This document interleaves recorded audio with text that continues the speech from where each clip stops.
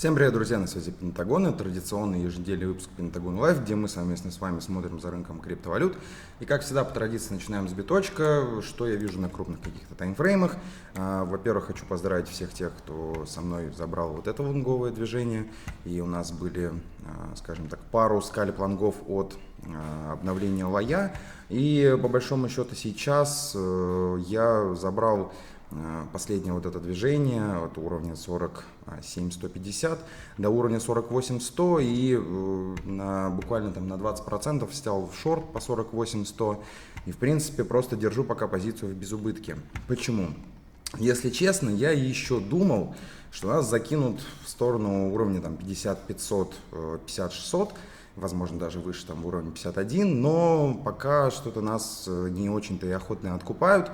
По большому счету для меня отмена вот этого сценария с каким-то походом выше на 51 это уход под уровень 46 500. Я в принципе сегодня давал такое небольшое голосовое сообщение, где ждал по сути похода еще раз на 48. Мы его по сути сходили, да, на 48 150 и нас не смогли закрепить выше 47 600. Вот выше вот этого уровня и по сути завалили опять под уровень. Что сейчас буду ждать локально, скорее всего, это возможен поход в сторону 46 700. И в случае пробоя, сейчас, наверное, возьмем вот так вот. И в случае пробоя вот этого уровня 46 500, сейчас мы сюда воткнем горизонтальную линию. Вот. Пробой вот этого уровня активирует большую, скажем так, историю с шортом, с походом на 43, на 44 тысячи. То есть, если мы уходим под уровень 46 500, я, наверное, даже чуть-чуть выше дам, вот типа 46 666 и закрепимся под, то я бы вот здесь вот где-то на ретесте, на каком-то бы на пробое брал бы шорт с целью 1500-2000 курса, ну, то есть вот с целью вот этого движения. Если нас все-таки сегодня, скажем так, закрепят выше уровня 47 600, я вот его поставлю вот здесь вот так вот. То есть в моем понятии закрепят это выше час, а лучше 4 часа. То есть когда мы вот здесь сможем пофлетить выше, тогда есть вероятность похода вот к верхней границе. У нас там тоже по большому счету есть один фрактал, это традиционный фрактал от отскока, который у нас был и здесь на уровне 46 400, и отскок, который был на 44 800, поэтому я в принципе могу немного в измененном формате наложить этот фрактал на текущую точку в случае лонга. То есть если у нас будет какое-то лонговое движение, я думаю, что будет уровень максимально 51 500, с каким-то сквизом и затем с походом дальше все равно вниз в районе 42 тысяч. То есть, по большому счету, по битку сейчас находится очень такая опасная зона. И если вы смотрели мой прошлый анализ, то для нас вот эта зона уровня 48 500, 49 500 была отличной зоной для шорта. То есть я давал на прошлом анализе, что вот это будет для нас для шорта, зона для шорта. Мы сходили туда трижды, и по большому счету сейчас, если у вас остались какие-то продажи от этого уровня, вы можете сделать, зафиксировать, если вы еще не фиксировали, большее количество позиций и поставить стоп в район 48 300. В случае, если мы вот этот уровень обратно 48 300 вернемся, то нас еще наверняка свозят на уровень 50 500, 50 400. То есть, теперь подытожу для всех. Мой фрактал достаточно валидный. Мы его торгуем, если мне не изменяет память, еще с конца июля. Собственно, с ретеста уровня 38 500. Да, вот этот уровень, который мы брали на фрактале. И вот этот лонг хороший был уровень 44. То есть валидность этого фрактала, она показывает импульс. То есть я не торгую конкретный сетап, который он показывает. Мой фрактал показывает поведение участников рынка и поведение маркетмейкеров. То есть если фактически на данном этапе возможен импульс, то я просто закладываю, что этот импульс будет. Куда уже пойдет? Здесь вопрос заключается от той или иной именно торговой ситуации на рынке. Да, вот если сейчас посмотреть, условно говоря, в сухом остатке, что происходит с битком, да, то мы вывалились еще и под какую-то поддержку вот здесь вот на уровне 47 800. И дважды ее проретестили вот здесь вот двойной вершиной. Сейчас мы вот здесь треугольник вот этот пока вот так вот скроем, чтобы вам было виднее.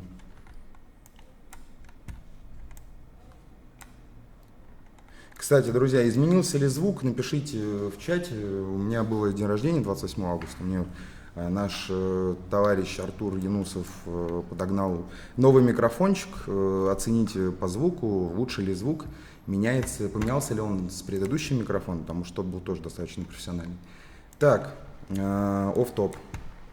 Если мы сейчас уходим в сторону 47 600, закрепляемся и возвращаемся вот в этот треугольник, то я жду как минимум похода вот к 50 500 на двойную вершину. То есть это как минимум. Это достаточно вот такой лонговый сценарий, на самом деле, который я ждал от вот здесь отскок вот этого треугольника. Нас свозили буквально там на 48 600 и не смогли пробить вот это сопротивление. По большому счету свалили под вообще это, под поддержку вот этого треугольника. Но мы сейчас пока еще находимся вот на этом сопротивлении. Напоминаю, это на пробитое сопротивление от 23 августа, по большому счету, мы его 2 раза проретестили. И если уже сейчас здесь отскока не произойдет, буквально вот там в течение буквально ближайших 2-4 часов, то нас поведут сначала на обновление лоя 46 800. Здесь, наверное, какой-то будет сетап, и пойдем обновлять лой и пойдем в сторону 44 500. Но тогда есть вероятность, что мы не свалимся под 44. Да, то есть вот в варианте, если мы обновляем максимум на 51 тысячи 50 800, то я в перспективе буду закладывать поход ниже 42. То есть мы вот здесь вот проконсолидировались и дальше повалились жестко вниз к уровню там 36, где вот моя вот поддержка, про которую я вам тоже раз 10 говорил. Если в этот раз она отстоит 36, то это будет уровень своеобразных 6000, которые были в 2018 году. Так, далее. Соответственно, бычий сценарий понятен. Медвежий сценарий тоже, в принципе, понятен. Если мы просто, скажем так, будем рисовать какой-то сетап, я имею в виду разворотный, там, дракона, либо треугольник какой-нибудь с плоским верхом, то с большей долей вероятности нас должны свозить еще вниз по RSI, значит, есть вероятность, что вот повторят вот это движение. Да, то есть, когда нас обновят под лоем, под 46 700, и могут отскочить. То есть здесь я тоже буду смотреть, в моменте надо будет решать, что делать. У меня есть, скажем так, небольшая позиция в лонгах, вот здесь вот на скальпе, но, опять же, она более как, не знаю, хедж шорта, да, то есть шорт стоит в безубыток, если шорт без убыток, у меня лонг останется. То есть я его, в принципе, хочу держать 50 500, 51 500. Это хороший вариант. Плохой вариант на пробое 38 600, ой, сейчас оговорочка по Фрейду была, 46 800, 46 500, вот здесь надо какой-то ловить сетап медвежий, короткий на 5-15 минут и вставать в шорт. Так, с этим понятно. С эфиром. Вот эфир на самом деле является одним из тех, кто мне намекает на то, что, ну слушай, ну может быть все-таки это рост, а может быть все-таки мы дойдем вот до этой пресловутого уровня, который я жду. Что есть по эфиру такого достаточно интересного? Почему здесь какой-то график кривой? Как будто у меня прошлый график не сохранился. Так, прошу прощения. У нас есть на эфире некий треугольник, который мы, в принципе, пробили и проретестили. Вот так вот, если мы закладываем. Так вот. То мы, в принципе, его пробили, проретестили. У нас есть поддержка сейчас в районе, будет она, вот, все, что выше 3300. Это, по сути, будет являться поддержкой. Также мы проретестили вот это сопротивление пробитое, а потом еще косое сопротивление вот здесь тоже локально, вот видно его. То есть, по большому счету, если это все не является фейк каким-то ложным пробоем, а вот на 4 часах вы сейчас его увидите. Что-то сегодня какие-то проблемы с интернетом у меня.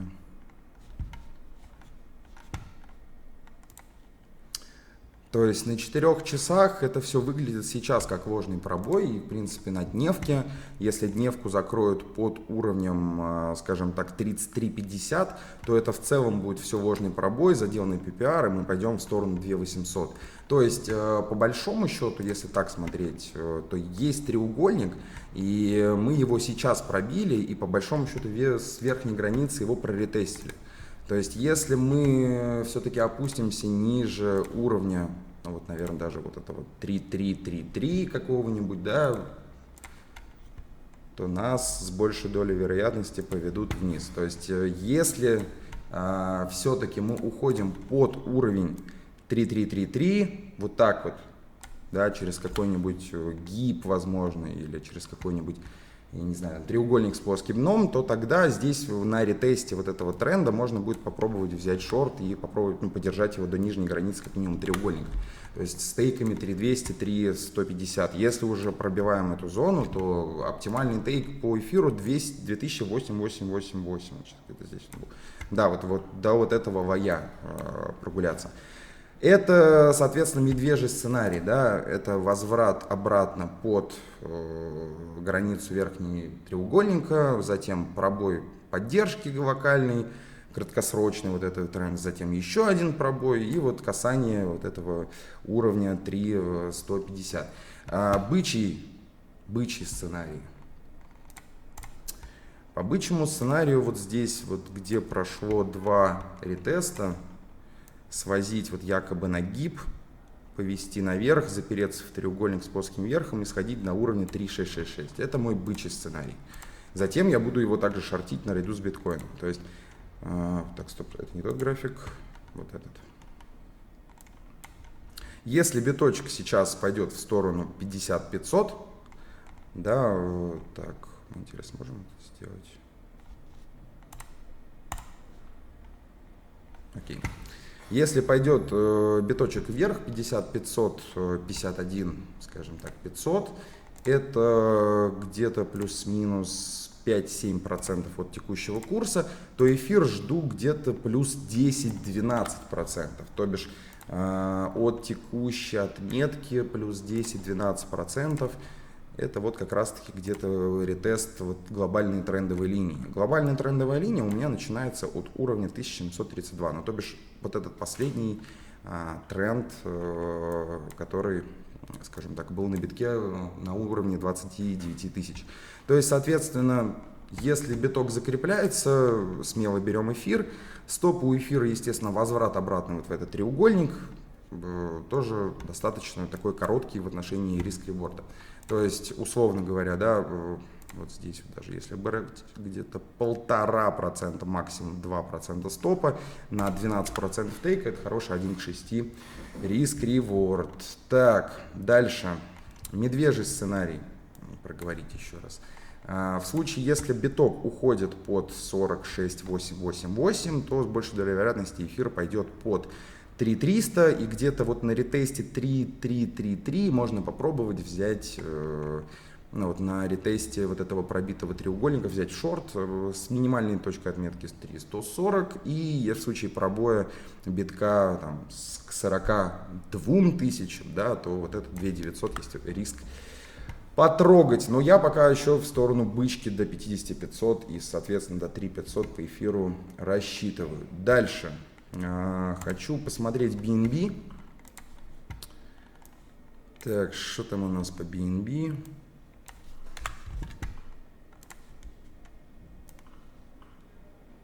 Ну вот мы по большому счету также здесь касаемся. Я причем могу вот так вот сделать, наверное.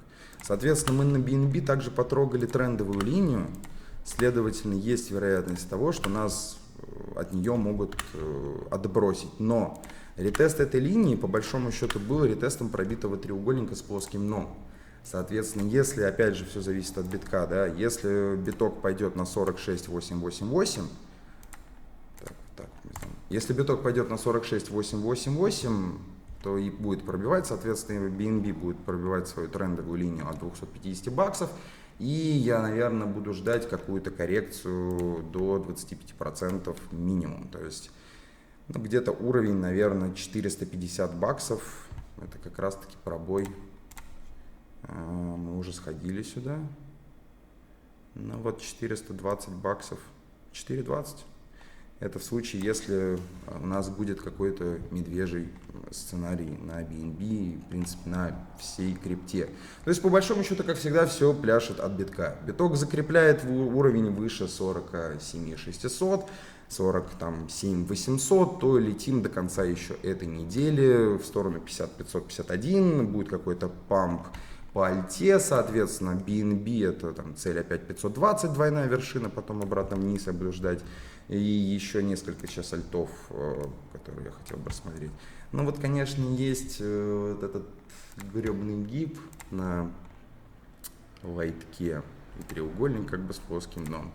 Но пока, думаю, если биток закрепят, опять же, вот на ретест двойной вершины 190 тоже может сходить.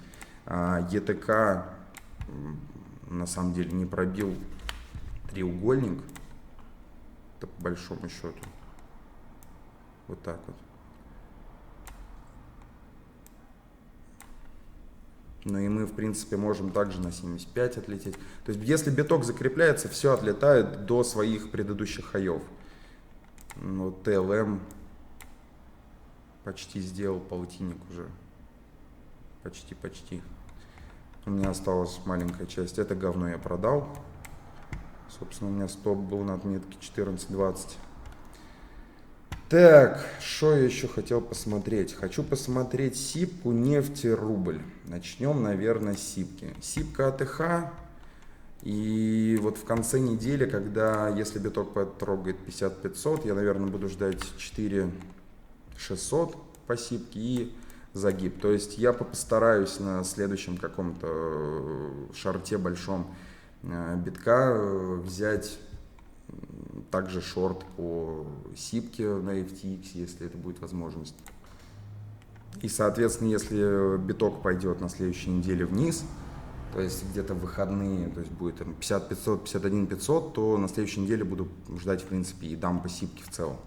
То есть хотелось бы уже какой-то разгрузки получить, но мы пробили сопротивление, которое идет вплоть там, от апреля 2021 года.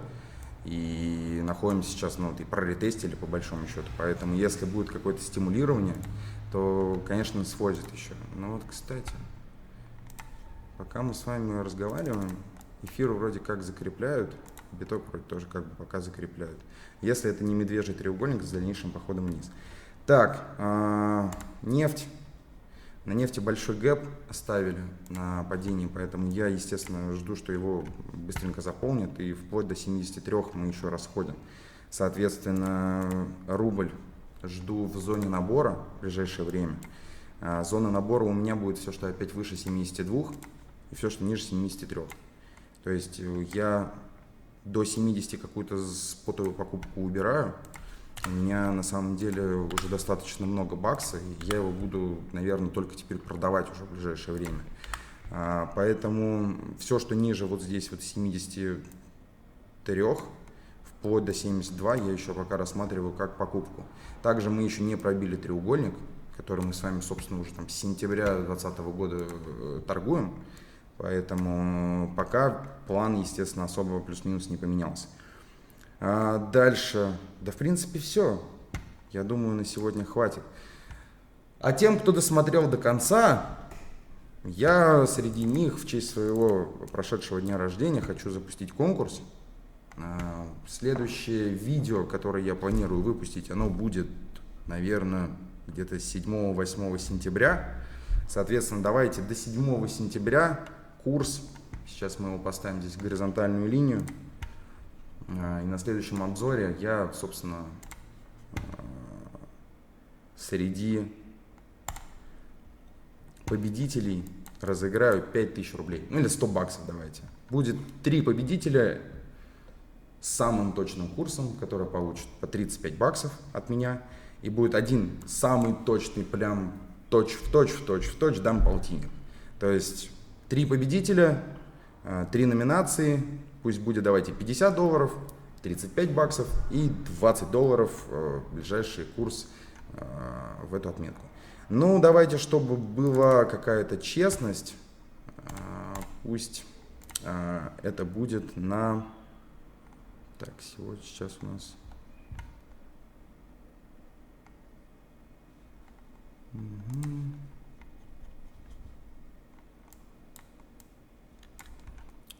19:00. Ну, примерно давайте на 19:00, к большому счету, 7 сентября. Вот, 7 сентября, 19:00. Где мы будем? Угадайте точный курс. 3 победителя. Ответы, естественно, в комменты под YouTube видео. Не в Телеграме, не в чате. Вот под YouTube видео внизу пишем коммент.